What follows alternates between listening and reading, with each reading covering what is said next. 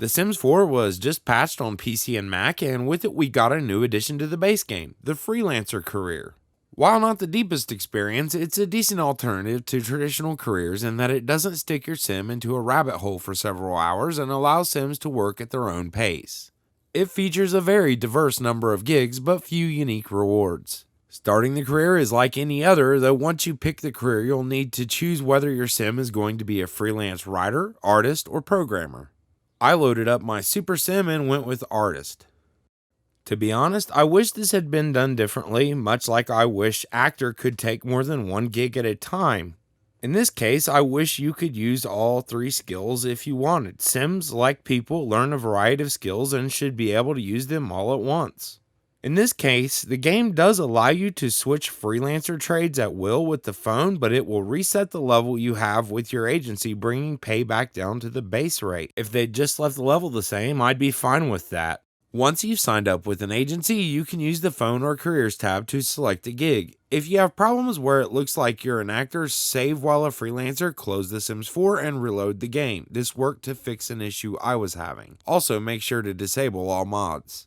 Gigs are based upon skill level. You can't take one way over your head, so you'll need to work your way up. Thankfully, skill XP comes while you're working for clients.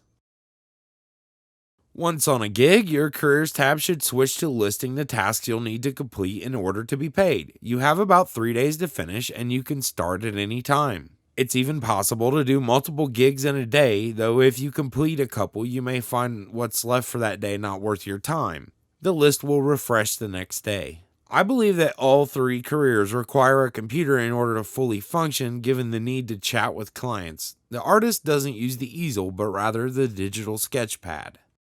Here we are painting a client's deceased relative, which you can see is a stirring representation of how most mammals look. When done, we can send it in and get approval, or else edit it if the client turns you down. You can click in the inventory or even hang the painting on the wall and pick edit.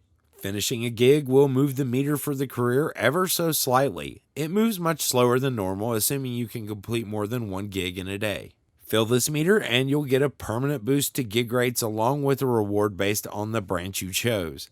Thankfully, this time the rewards are found in the family inventory where they are meant to be. The thing with scouts drove me mad. I do not like my level up reward to be the right to purchase an item. You can then level up again, and each level will increase gig pay further. It looks like each over level applies a hidden plus 10% bonus to gig pay.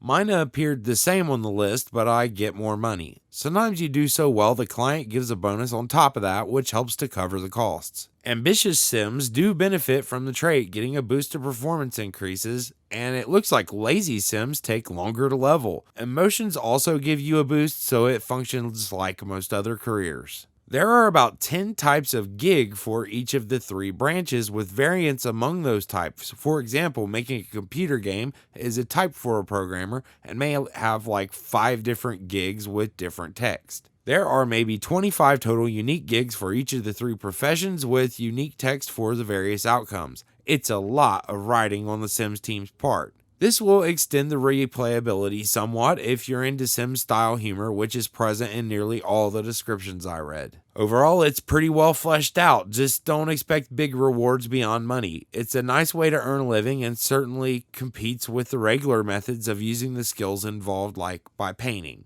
I'm not sure if writing is as good as actually publishing novels, but it's definitely a more varied routine. I do want to add that when I first started up, nothing was working. It thought I was an actor and referenced the wrong kind of gig. The careers tab didn't show tasks and the freelancer menu wasn't coming up. I saved, disabled all mods, closed the game, and cleared the thumbs cache and restarted.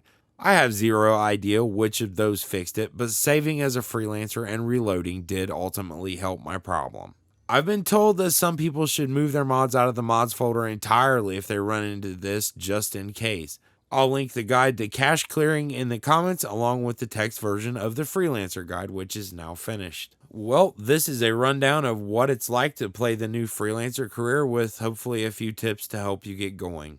Free content is always nice, and I've got a bit more playing to do myself. I'll probably update the page to some degree. Thank you for watching. Let me know what you thought in the comments and hit the like button if this helped you in some way. That is the goal after all, and you doing so does help my channel.